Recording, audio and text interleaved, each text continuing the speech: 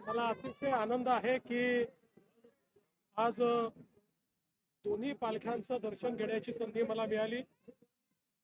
ज्ञानेश्वर माऊली आणि जगद्गुरू तुकाराम महाराज यांचा आशीर्वाद आज प्राप्त केलेला आहे. आणि मला आनंद आहे की यावेळी विशेषतः ज्ञानेश्वर माऊलींची पालखी ज्या ठिकाणी असते तिथे खूप अडचणी होत्या. त्या अडचणी महानगरपालिकेने दूर केल्या आणि चांगल्या पद्धतीनं तिथे विस्तार करण्यात आला आणि पुढच्या वर्षी अजून चांगली व्यवस्था त्या ठिकाणी होईल असं लक्षात येत आहे. दोन्ही पालख्यांची व्यवस्था अतिशय चांगल्या पद्धतीने चालली आहे आणि वारीला माझ्या शुभेच्छा तर आहेच, पण त्यासोबत सर्व वारकऱ्यांना माझी विनंती आहे की सर्व अतिशय आनंदाने जा, पण सुखरूपपणे जा.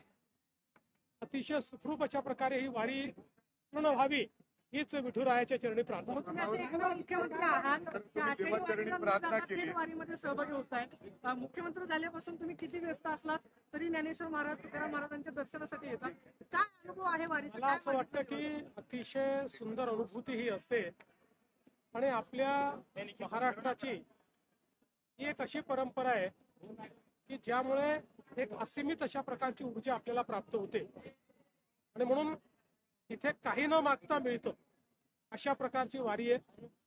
अर्थात मला विश्वास आहे की मी जेव्हाही पांडुरंगाकडे जातो तसं तर मी ईश्वराला कधीच काही मागत नाही, पण जेव्हाही पांडुरंगाकडे जातो त्यावेळेस पांडुरंगाला एकच साकडं घालतो, कारण आमचे सगळे वारकरी शेतकरी पण आहे.